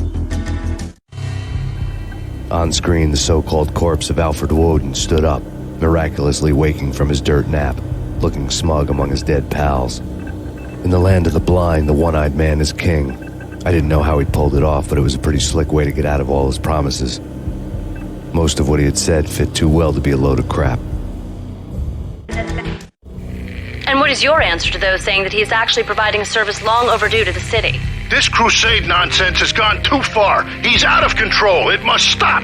He will be stopped. That was Deputy Chief Jim Rivera from the New York City Police Department. A videotape lay on the desk. Nicole Horn had blackmailed the inner circle into silence. The tape came with a curt extortion note on a piece of expensive paper. I remembered Candy Dawn taping her clients in action on the side, selling the tapes to the highest bidder. I was sure that kinky sex was nowhere near Alfred Woden's worst sin. But I had a feeling that when this was over, any collateral would come in handy. Woden had left me a present. Woden had taken care of my mission preps with military precision. The critical areas in the Acer Corporation headquarters blueprints were circled in red. The president's office was at the top of the building, right below her penthouse suite. The elevators were controlled by a security computer, part of the mainframe located underground below the building. The high-rise was sealed as tight as a sci-fi fortress.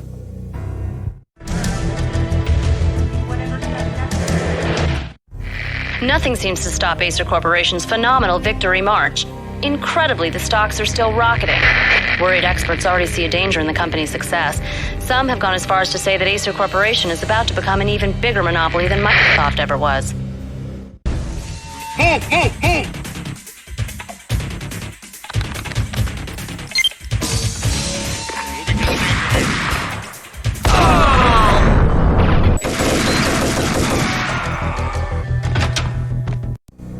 I had dreamed of revenge. Those dreams were always nightmares, of coming close and then failing.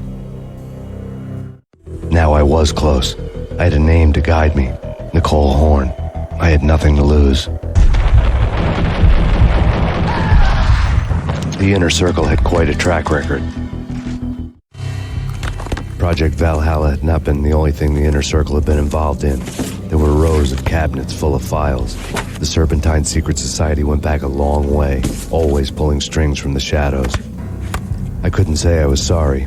Woden's move in some Byzantine power game had cut the circle's membership roster to 1. The old man wanted me on cleanup duty. It was my mess, too.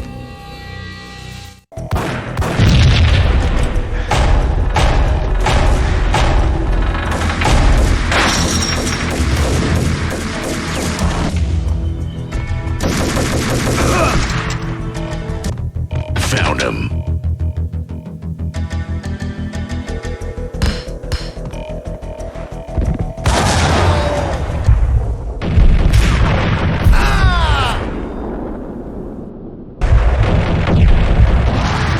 CIA, FBI, you've seen one, you've seen them all. Sure, good for a practice run. But this, working for her, oh, this is the real thing. The money's astronomical. And best of all, you get to kill any scumbag who gets in your way. License to kill. Like James Bond.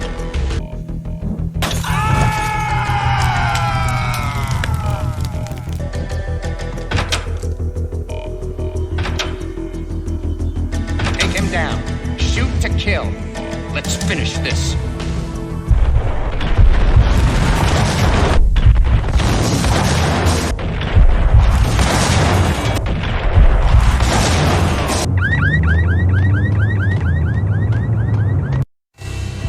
Mine wasn't the most original approach to the problem. It wasn't as if it hadn't all been done before. An eye for an eye, the first principle of revenge. Old as dirt, still going strong. The cardinal rule in going after someone with an intention to kill was not to make it personal, which it almost always ended up being anyway. It did with me. I took my time, cruising around the city in the snow. There was no hurry. I knew what I had to do now. I took my time, thinking about it, building up the rage. When I was ready, I parked the stolen wheels at the front entrance of the Acer Corporation headquarters. Got out, got in, got cracking. I had a bullet with Nicole Horn's name on it. I had 10,000 bullets with the hag's name on them.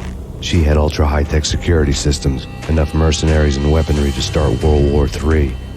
There was no fear. New York disappeared behind a veil of snow. I had crossed the threshold. This was her domain, sleek and sexy and soulless, all glass and steel. A place of color-coded security keycards, metal detectors, and surveillance systems.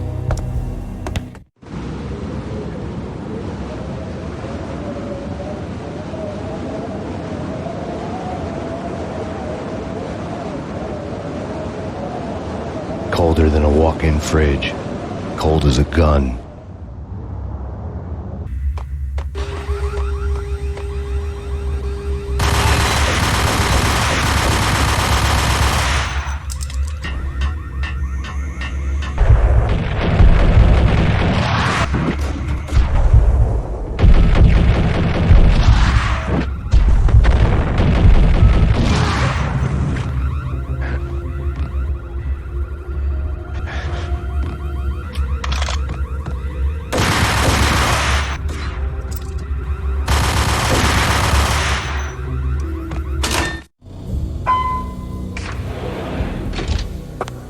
Mona, looking good.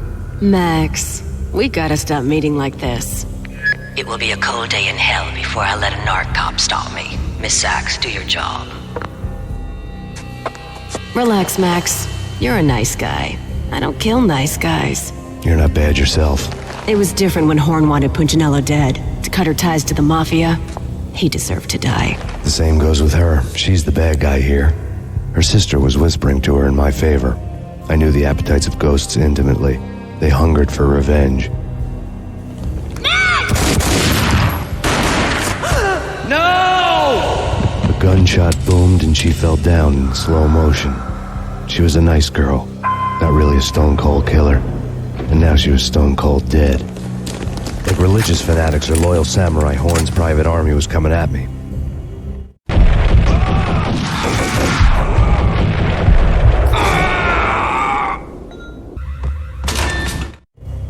When the elevator came back down, Mona was gone. There was a lot of blood, but no body. Something clicked for the final time. My mind had never been so clear, as if somewhere high above the storm clouds were already gone, cold stars blazing from the black skies.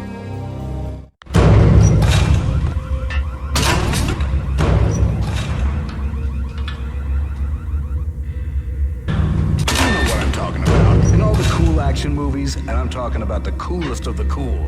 It always seems like time slows down in the middle of the action.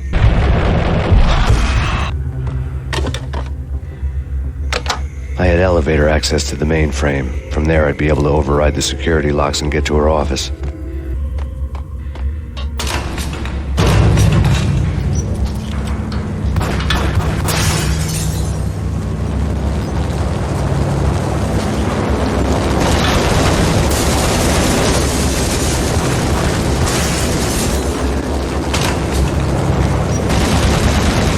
The unmarked chopper was Horn's pet guardian, inhuman and flawless. It was stalking me. Stereotype. I'm not a cold-blooded killer. I'm a nice guy. I love my wife. I have 2 boys I'm very proud of. He just...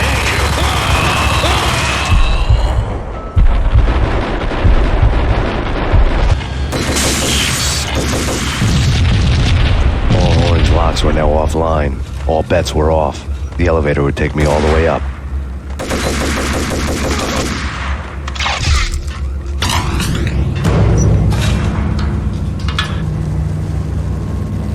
Seen from this height, the night seemed to stretch on to eternity. A hint of desperation had crept into the snowstorm, as if it was trying to get it all out before the end.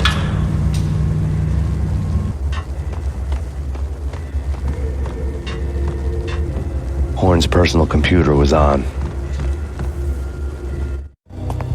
Next to the printer was a neat stack of expensive paper. Hacking through Horn's computer would have unearthed files of criminal plans, strategies for world domination, spy helicopter reports, illegal wiretap recordings, internet porno, all of the above. Take your pick. I really didn't care anymore. I had seen too much of it already.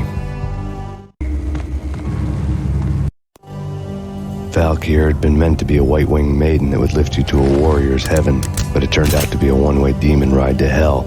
The devil was in the drug. I knew. I had met him.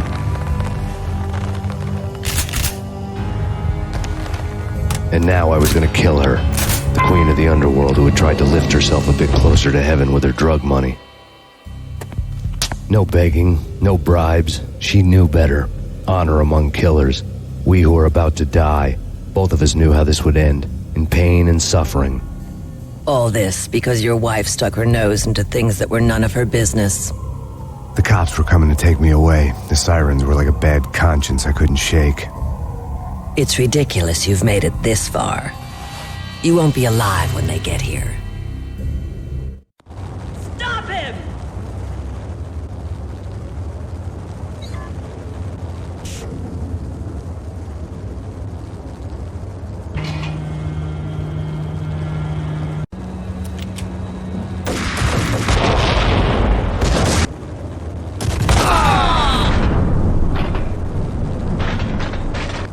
Max Payne, this is futile.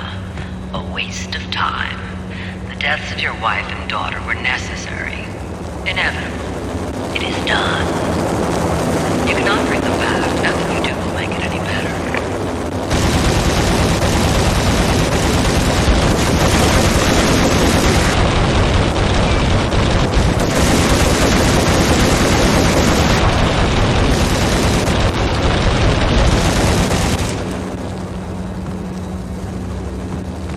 Max Payne, you are fighting a losing battle.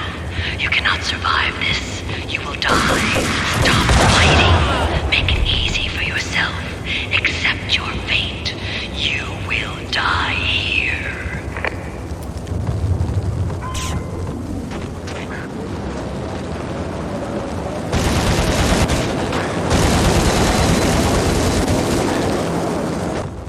Max Payne, face it. You are up against an unbeatable force. You have already lost. You have lost. Only death will set you free from your pain. Accept it. Surrender. Give up.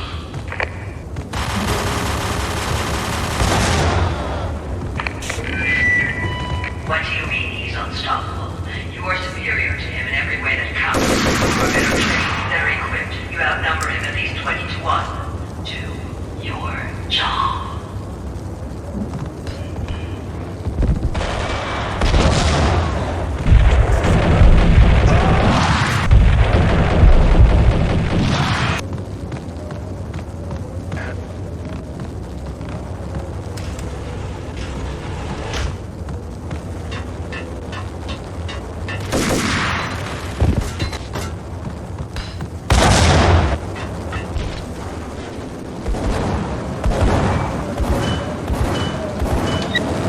Roger that. Attempting to land now. It's gonna be tricky.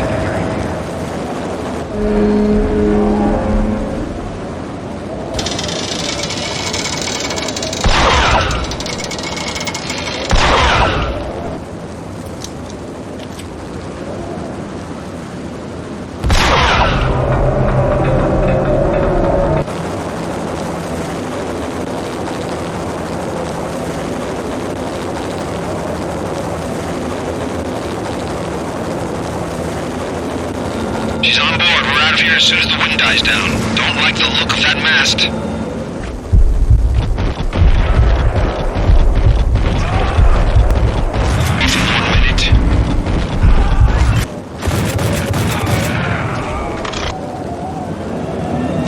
45 seconds.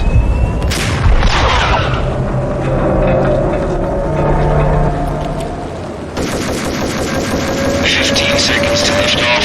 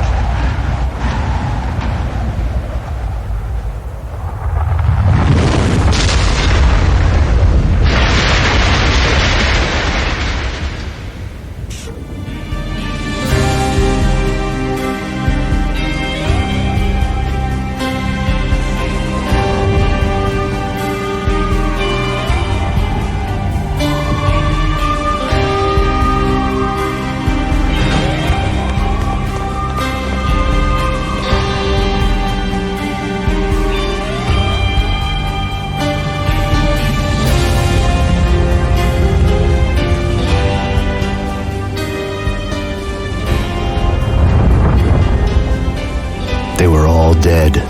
The final gunshot was an exclamation mark to everything that had led to this point. I released my finger from the trigger. And then it was all over. The storm seemed to lose its frenzy. The ragged clouds gave way to the stars above. Max Payne, this is Deputy Chief Jim Bravura from the NYPD. We've got the building surrounded.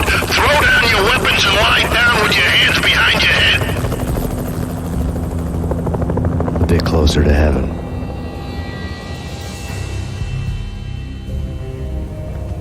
The cops' voices were distant and muted. Freeze! NYPD! Hold it right there! My ghosts released me from their haunting. Down below, New York City glittered like diamonds on black velvet. You gave us one hell of a ride. Take him down to Central Booking.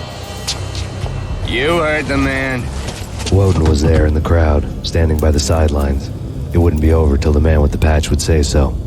He'd say the right words. I knew he would. He'd better. Woden grinned smugly. It was the grin of a winner. That made two of us.